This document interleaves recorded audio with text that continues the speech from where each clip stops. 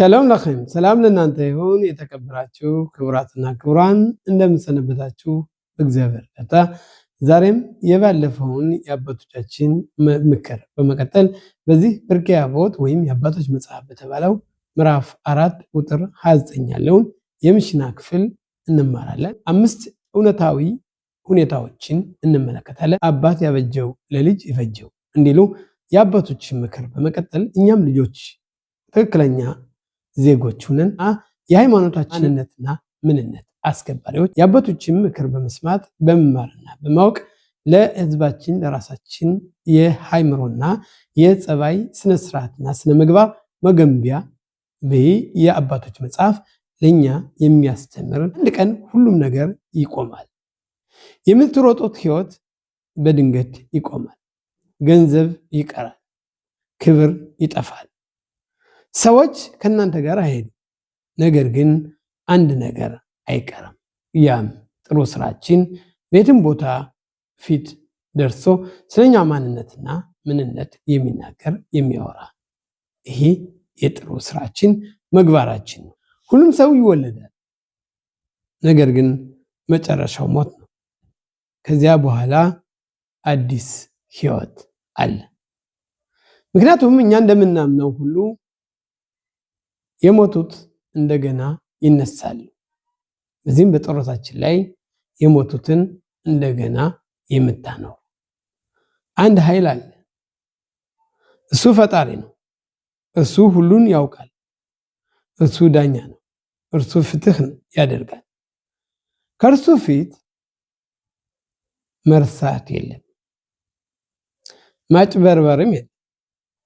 በመጨረሻ ሁላችን ስለ እኛ ነገር ሁሉ ሂሳብ እንሰጣለን።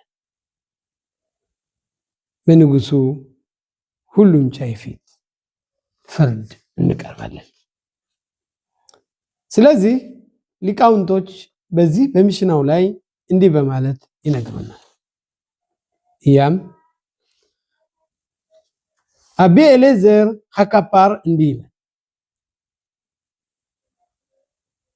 የተወለዱት ይሞታሉ። ይህ ሚሽና ሚለን ማለት ነው። እያንዳንዱ ሰው በዚህ ዓለም በሚኖርበት ጊዜ ሰው ይወለዳል፣ ከዛም ይሞታል፣ ከዛም እንደገና ይነሳል። ለሰራው ስራም ሂሳብ ከፈጣሪው ዘንድ ሂሳቡን ያስረክባል። ስለዚህ ይላሉ ሊቃውንት ይህን ሂሳብ በሚያስረክብበት ጊዜ ሰው ያጠራቀመው የሰራው ስሌቱ ምንድነው? የሂሳቡ ውጤት ምንድነው ብሎ ይጠይቃል።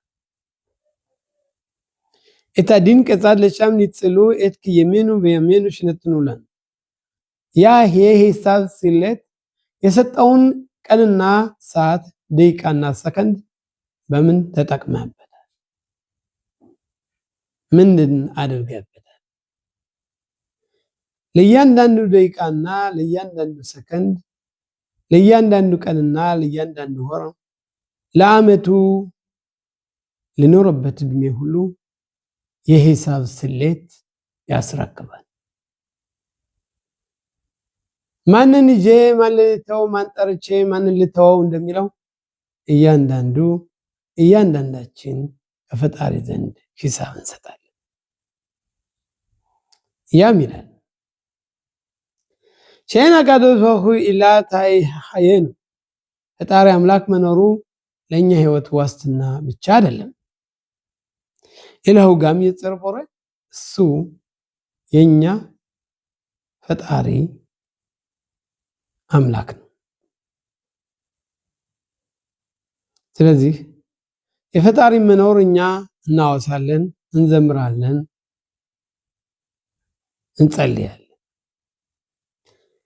ይትበራሽ ሞለ ኮል ኻድ ሚጻደን እግዚአብሔር አምላካችን ለእያንዳንዳችን እርምጃችን፣ አቅጣጫችን፣ መንገዳችን በሙሉ ፈጣሪ አምላክ ያውቃል።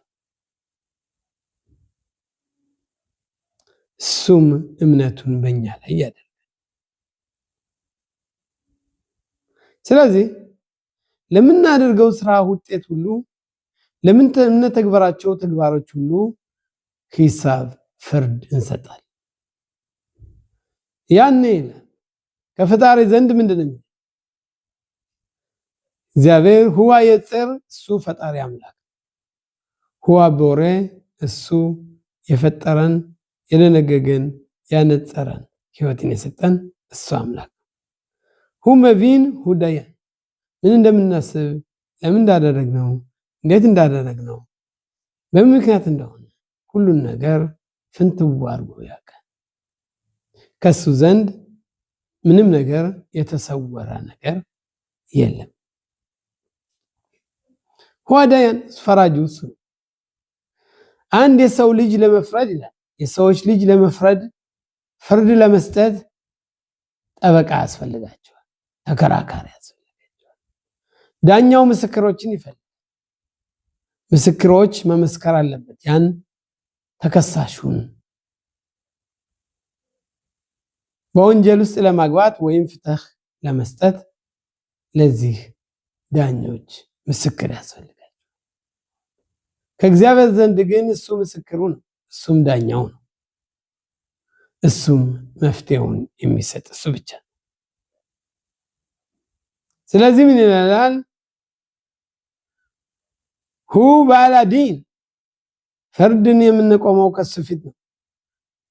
እሱም ከሳሹም እሱ ነው፣ ፍርድንም የሚሰጠው እሱ ነው፣ ምስክሩም እሱ ነው። ሁ አዲድ ላዱን እሱ ወደፊት ፍርድ የሚሰጥ እሱ ነው። ወባርኹ እሱም የተባረከ ነው። ሸልፋናው ሎ ይብላ ከሱ ዘንድ እግዚአብሔር ዘንድ ሁሉም ቀጥተኛ ነው። ተዘናፋ የሚባል ነገር የፍርድ መዛባት በፈጣሪ ዘንድ የለም። ሎሽከካ እግዚአብሔር አይረሳም። አንድ ቀን እድሜ ልካችን ያለ ህይወት ልክ እንደ አንድ ቀን ይቆጠራል። ከእግዚአብሔር ዘንድ ልክ አንድ ሰከንድ በአንድ ሰከንድ የሰማነው ነገር አንረሳም። ከእግዚአብሔር ዘንድ እድሜያችን የምንኖረው ሁሉ በአንዲት ሰከንድ ራሱን ከዛበታችን እግዚአብሔር ዘንድ የሚረሳ ነገር የለም። ለሸምፓኒም እግዚአብሔር ጉቦ አይቀበልም፣ አይን አይቶ አይፈርድም። ራሱ ይላሉ ጻድቃን ቢያጠፋ እግዚአብሔር ያንን ሰው እንደ ጽድቅነቱ ይጽድቅ በጽድቅ ጎዳና የሰራቸውን ስራት ወጋውን ይቀበላል። በኃጢአት የሰራ ገባባቸውን ኃጢአት የሰራቸውን ደግሞ እንደ ኃጢአቱ ቅጣቱን ይቀበላል። ለዚህ ነው እግዚአብሔር ጉቦ አይቀበልም፣ እግዚአብሔር ሎማሶፓኒም ሰዋይቶ አይፈርድም ያለ። ከፈጣሪ ዘንድ ሁሉም ነገር ግልጽና ንጹህ ነው። ለካሻካቸ ያቆል ሸሎ ሁሉም የሱ ነው። ስለዚህ አንድ ሰው ሻኮል ሸሎ ገንዘብ ሰጠዋለሁ ግን አደርጋለሁ አውቅም ማለት አይቻልም።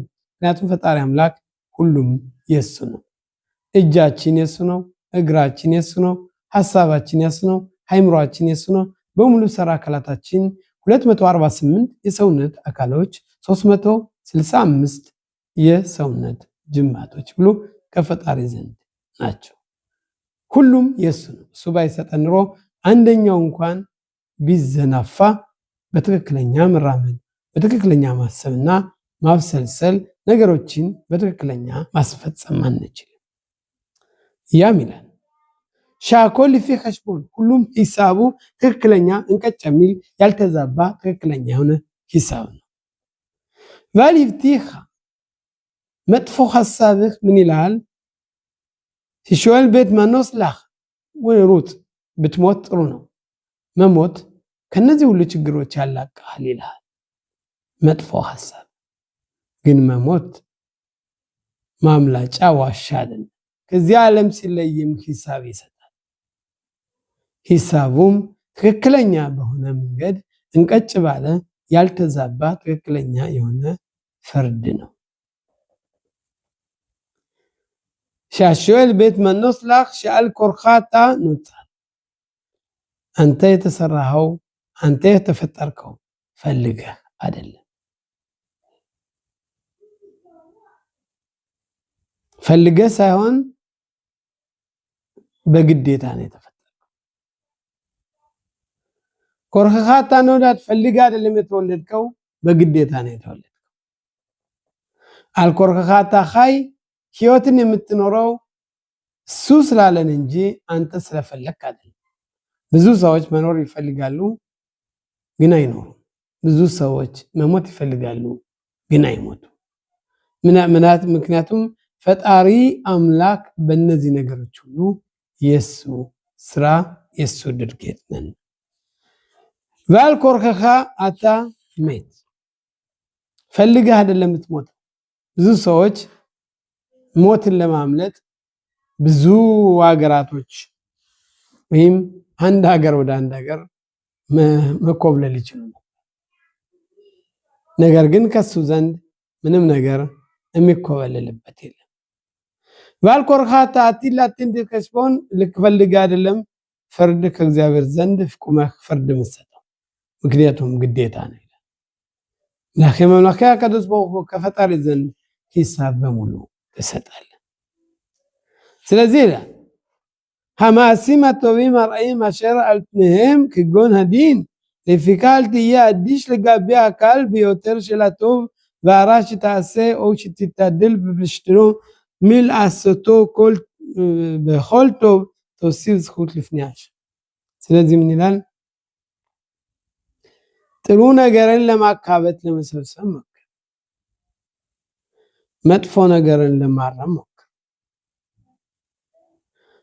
ከብዙ ውስጥ ሁሉ አንድ ጥሩ ነገር አንድ ወይም አንድ መጥፎ ነገር ቢኖር ያ መጥፎ ነገር ጥሎ ሊሆን አይችልም። መጥፎነቱን እንደ መጥፎነቱ ተቀጣለ፣ ጥሩነቱን እንደ ጥሩ ነገር ተቀጣለ።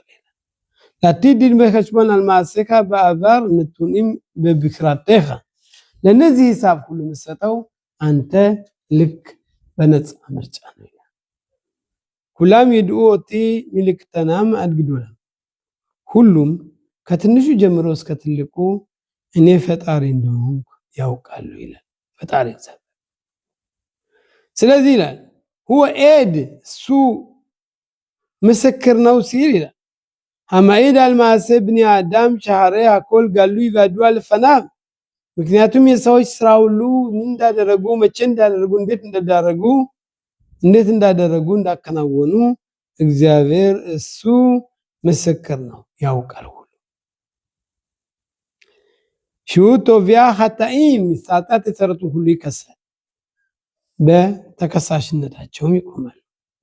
ሸነነ ሰፓኒም አፊሉ ጸዲቅ ገሞ ራሱ ቅድስና እንደ ሙሴ አይነት ቢሆን ሙሴ በእድሜ ልኩ ያደረጋቸው ጥሩ ስራዎች ሁሉ ነበሩ። ነገር ግን አለቱን ተናገረው ቢለው ሙሴ አለቱን መታው። በዛም ምክንያት ማንኛውም ሰው ወደ እስራኤል ሀገር መግባት የሚችለው ቦታ ሙሴ ከዚያ ሀገር እንዳይገባ ተደረገ። የሚያሳየው እያንዳንዱ እንደ ስራው ቅጣት ይሰጣል። ጻድቅ ጋሙ ሙሉ ጻድቅም ቢሆን ለሰራው መጥፎ ነገሮች ሁሉ ሂሳብን ይከፍላል ይላል።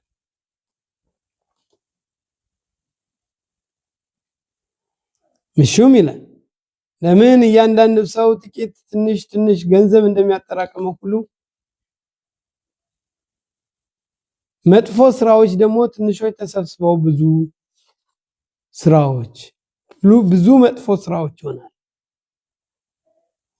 ስለዚህ ይላል የሰው ልጅ ማወቅ የሚገባው ነገር ለነዚህ ሁሉ ቅጣት አላቸው። በሚወለድበት ጊዜ ለመውጣት አይፈልግም ልጁ ይላል። ነገር ግን አዋላጆቹ ስበው ልጁን ያወጡታል። ለምን? የዚህ ዓለም ኑሮ በጣም አቀበት ቁልቁለት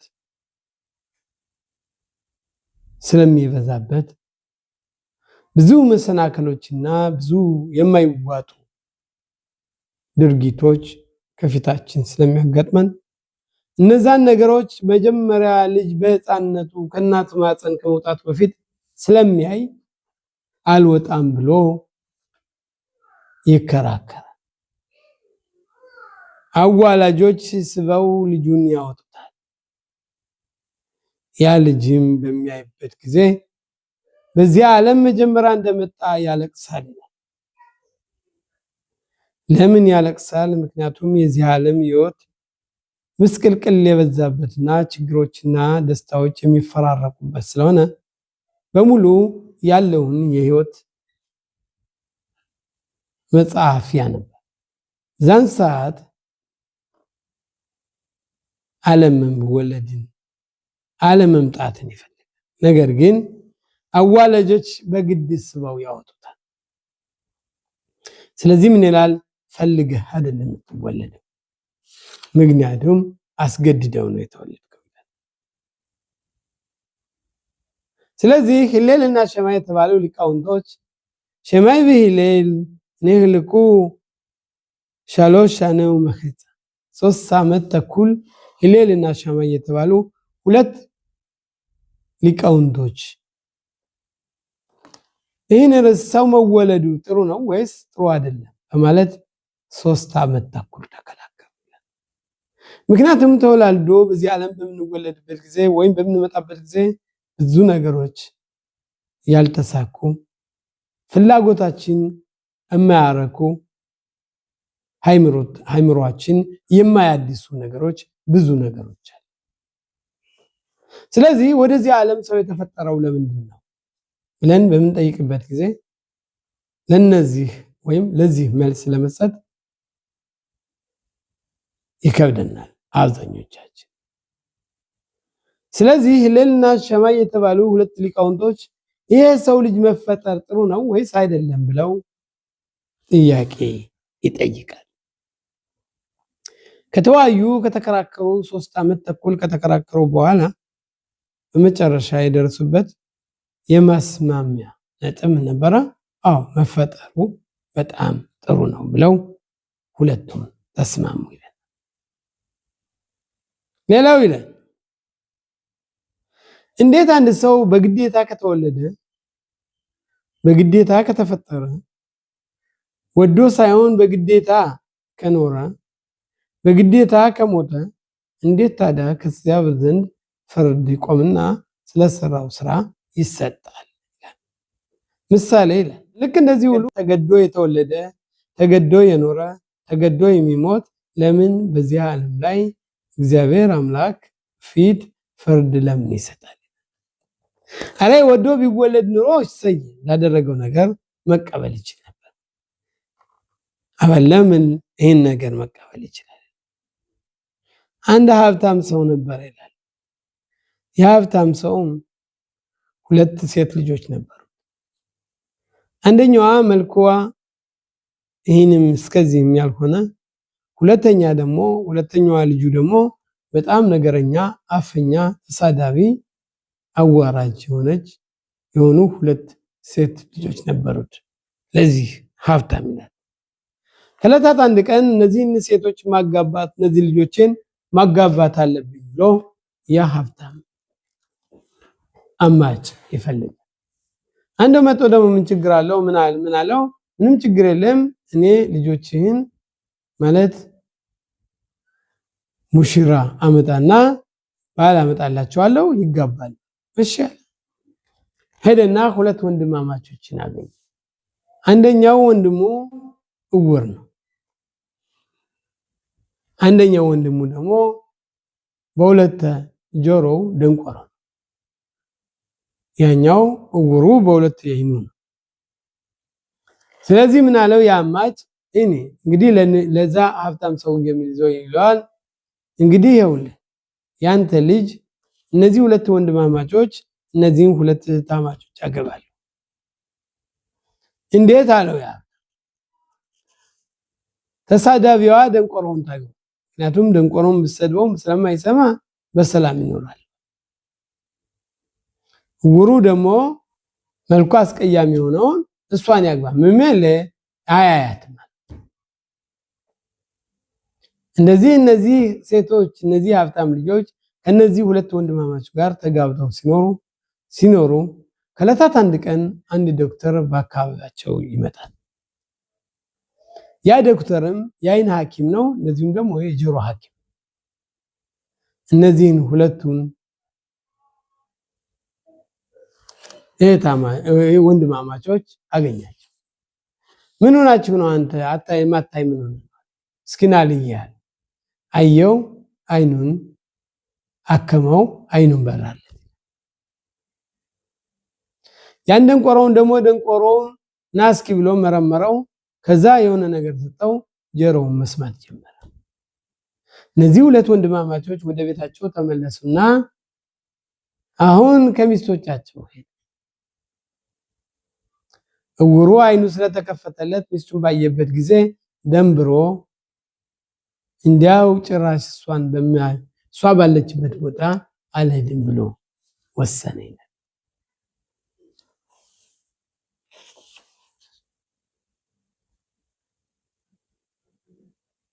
ደንቆሮም ጆሮቹ ተከፈቱ የሚስቱን ዝለፋ የሚስቱን ስድብ የሚስቱን መጥፎ ቃል መስማት ጀመረ ከዛ በኋላ እሱም እንደ ትንሽ ወንድሙ ቦታውን ለቆ በረረ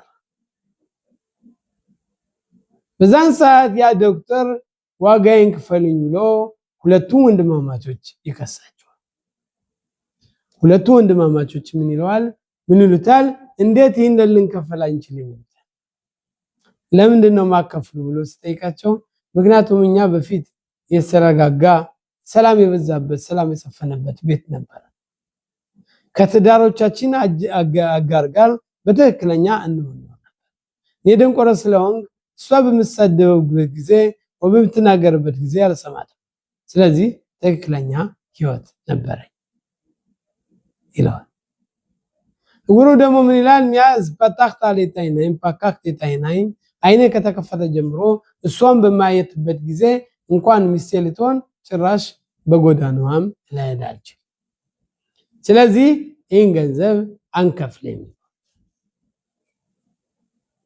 እንደዛማ ከሆነ ይለዋል አሁን አልከፍልኛል ብሎ ፍርድ ቤት ሄዶ ይሄ ዶክተር እነዚህን ሁለት ታማኝ ወንድማማቾች ይከሳቸዋል እነዚህን ሁለት ወንድማማቾች በሚከስበት ጊዜ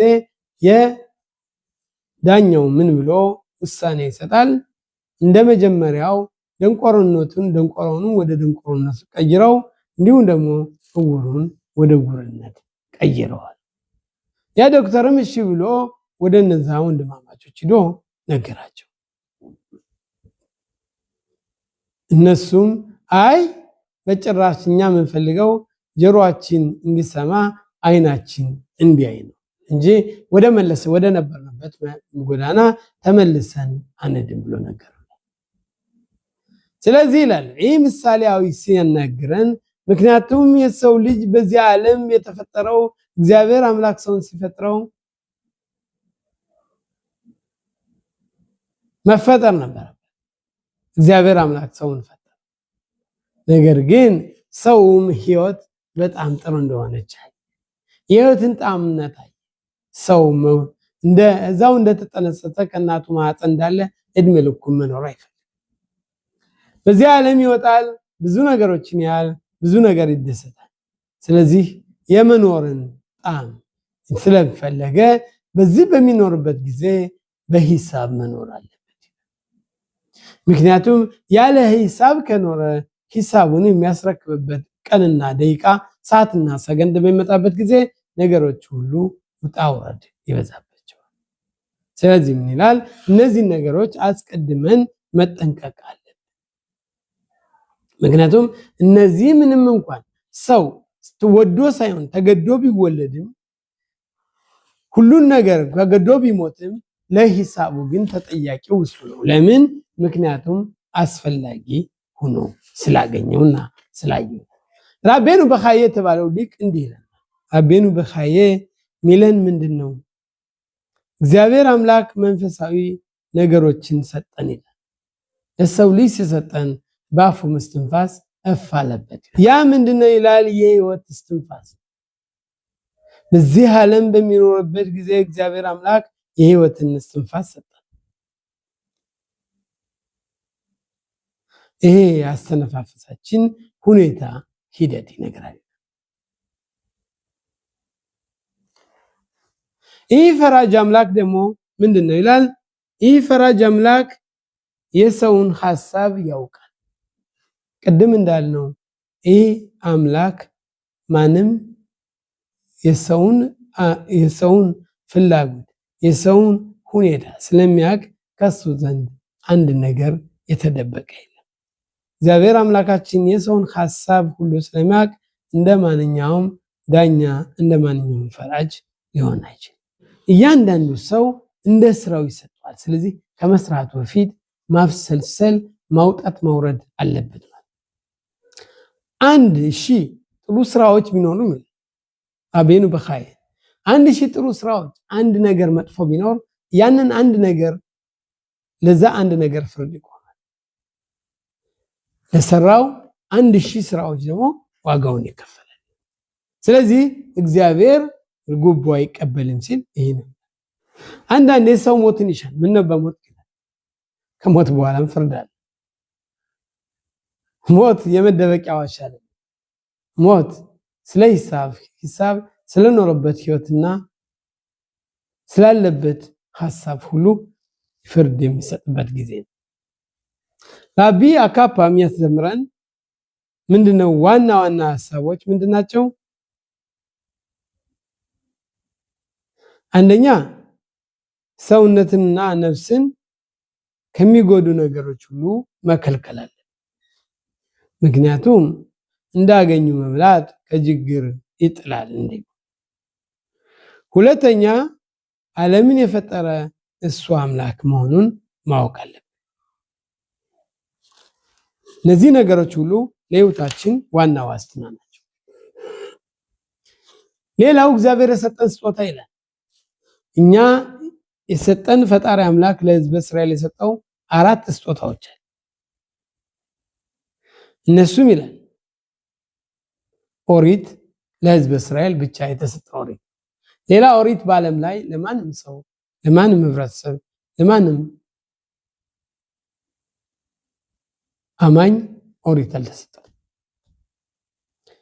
ሁለተኛው ነቢያቶች ናቸው። ነቢያትን ያስነሳው ከህዝበ እስራኤል ብቻ ነው። ከሌሎቹ የሰው ዝርያዎች ነቢያት የሉ። ይህ እግዚአብሔር የሰጠን ስጦታ ነው። ሶስተኛው እስራኤል ሀገር ነች።